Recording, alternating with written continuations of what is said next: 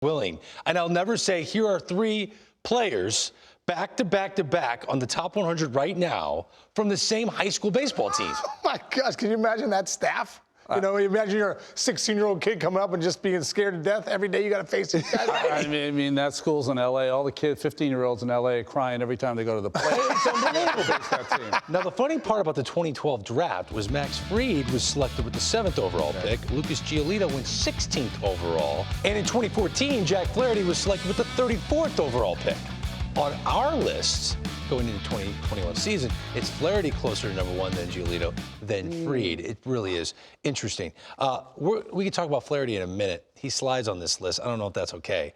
But Fried and Giolito are emerging into what their respective teams believe they would be when they draft them so high. They really have. I'm not usually a guy who likes to talk about Harvard guys, but Harvard-Westlake, I'm fine. When you look at Max Fried, the thing you get is athleticism. You don't usually say that about every pitcher, but he is a great athlete. Now, he brings all that you want in a pitcher with his physical gifts. A guy who can throw 95 plus. He's got that little cut fastball that he can throw. He's got the overhand curveball that at times reminds me of a young Kershaw. And like I said, that 95 mile an hour. What I like about him also, he's been a winner since day 1 coming to the major leagues. He's an amazing competitor, whether he's at the plate, but especially when he's on the mound. And he's going to really make it tough. Now look at the dispersion of his pitches. Sean, this is what you got to cover when you're at the plate against Max Fried. Now, things have not always come easily for Lucas Giolito.